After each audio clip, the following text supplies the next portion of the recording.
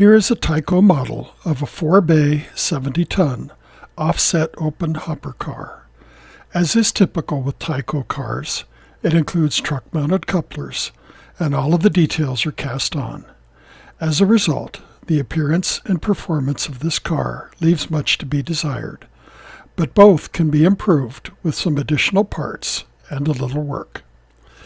Welcome back to my channel, and as always, thanks to my subscribers.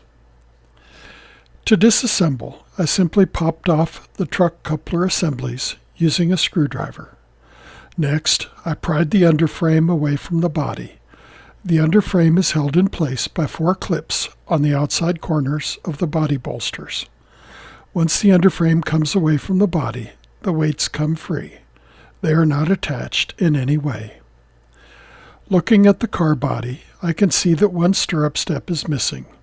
This is typical, and I was planning to replace the stirrup steps anyway. I can also see that the B-end detail is modeled rather crudely. The brake staff and adjacent support members have been molded as a single piece. Also, the long hand grabs on the sides and ends of the car have been molded as wide ledges. This makes the casting more robust, but it sacrifices realism. The side and end ladders are represented as cast-on details as well. This is typical of low-end models, but in this case, the ladders are about 12 scale inches wide. This is too narrow and further decreases the realism of the model. There are 2 brake components cast into the underframe, the brake cylinder and the air reservoir. These parts are mounted lower than is prototypical, and so they are not very visible. I will replace all of these cast-on details with separately applied parts prior to repainting the model. I almost always start these projects with the underframe. For this car, the first step is to remove the cast-on brake components. Since the brake systems are very visible on hopper cars, these will be replaced later with a more detailed brake system. Next, I need to prepare the coupler mounting surface. This is a simple matter of trimming some of the plastic off of the ends of the underframe to create a flat surface. Then I temporarily reinstall the underframe to locate the coupler pockets, and I drill mounting holes. I use a number 50 drill bit to drill the holes. This bit is included in KD's 2-56 drill and tap set. Once the holes have been drilled, I use the tap to cut threads for the number 2-56 screws. The trucks on inexpensive models are designed to snap into the underframe. While this makes installation and removal easy, it makes it more difficult to replace the trucks with more conventional trucks that mount using screws. You've seen me deal with this problem before. I simply drill the truck mounting holes to 3/16 of an inch, then glue short lengths of 3/16 inch tubing in place, trim the tops and bottoms smooth, then glue short lengths of 1/8 inch tubing inside the 3/16 inch tubing. The number 2-56 screws will insert into the 1/8 inch tubing with no need to tap threads. Leave about 2 millimeters of 1/8 inch tubing exposed to form a truck kingpin. With all that done, I attach the trucks and couplers and check the coupler height. As you can see, the couplers are too high by about 40 thousandths of an inch, so I installed shims on the coupler mounting surface using 40 thousandths thick styrene. I had to drill and tap holes through the shims, but once that was done, the coupler height was much better. Now, onto the car body. Replacing cast-on details with separately applied details is a simple but time-consuming process. First, you must remove the cast-on details, and second, apply new detail parts. I started by chopping off the 3 remaining stirrup steps using my number 18 large chisel blade. Then I moved on to the remaining details. My preferred tool for removing cast-on details is a number 17 X-Acto blade. Use a new blade and apply light pressure. Do not hurry the process by applying more pressure. A knife slip could damage the model or worse, cause a hand injury. I removed the cast-on hand grabs, the bottom portion of the end ladder, the top portion of the end ladder, and finally the side ladder. Once the ladders were removed, it became apparent that the corner post on the ladder corner was much larger than the other corner post, so I decided to remove it using my razor saw. I fashioned a new corner post using a length of 40 thousandths by 60 thousandths strip styrene, with the wider dimension facing the end of the car. I repeated this process on the B end of the car, with the added steps of removing the cast-on Ajax mount and the combined brake staff and support casting. Once I had removed the cast-on Ajax housing, I noticed a hole drilled through the car end, presumably for the brake wheel shaft. I filled this hole with a length of 25 thousandths styrene rod. Once the glue had cured, I sliced off the excess rod. Once all of the cast-on details had been removed, I gave the entire car a light spray of primer. This will expose any areas where the cast-on details were not completely removed. Carefully sand these areas with 600 and 1000 grit sandpaper to remove any remaining imperfections. When I was satisfied with the surface finish, I scrubbed the black lettering off using 99% isopropyl alcohol. Even though I will be repainting this car, the original lettering might still ghost through the new paint job due to the contrasting texture of the original lettering. As you can see, it just takes a few moments to soften and remove the lettering. Apply some alcohol, allow it to sit for a few seconds, then scrub the lettering away. I would not recommend this method if you want to retain the base paint layer.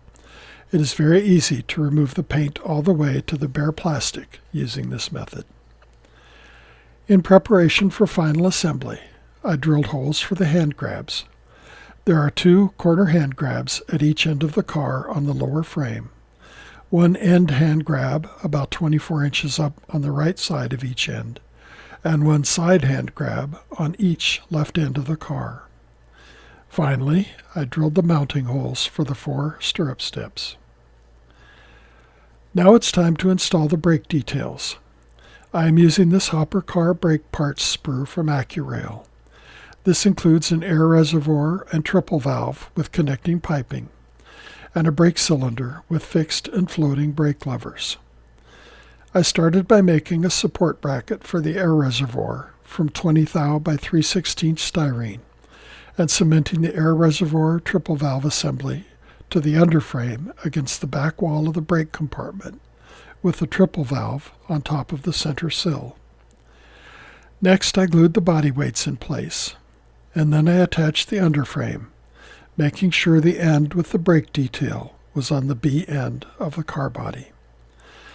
Then I added frame bracing to both ends of the car. I cemented corner gussets to the 4 inside corners. The bracing is attached to the tops of these gussets and to the inside corner where the bolster joins the center sill. The smallest angle shape Evergreen makes is 60 thousandths by 60 thousandths, which is a little large for this purpose. So I made my own angle using strips of 10 thou by 30 thou and 10 thou by 40 thou. This makes an angle which is about 3.5 scale inches on a side. As long as I was making angle pieces, I decided to attach angle braces to the underside of the sloped ends of the hopper bin.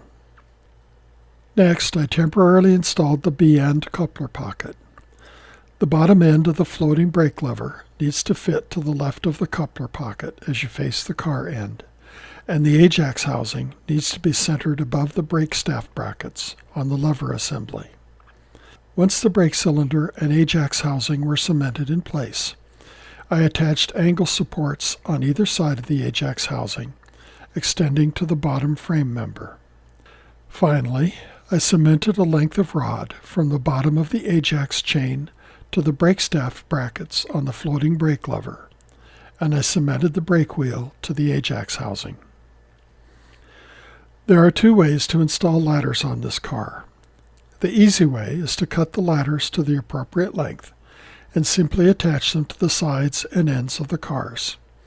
This would certainly be an improvement over the original model, but I wanted a little more realism. I decided to cut the ladders so they would fit flush with the sides and ends of the car. I think this is a little more in keeping with the design and construction of the end framing of hopper cars. However, this means the ladders stop short of the top edge of the car, so I installed drop-style hand grabs to serve as the top few lungs of the ladders. It took some careful planning and measurement to get the hand grab spacing to align with the ladder rung spacing, but I think the results were worth the effort. Next, I installed the long hand grabs on the corners opposite to the ladders. These are not standard length, so I formed them from 0.0125-inch wire. Each corner has 2 hand grabs formed by a single piece of wire. The hole in the corner post goes all the way through, and the wire feeds through this hole and into the end support as shown. Once those hand grabs were installed, installing the 4 corner hand grabs was a bit of an anticlimax. I added the brake platform and supports to the brake wheel end of the car. I glued the supports to the angle irons on either side of the brake staff. The final step in construction is attaching the stirrup steps.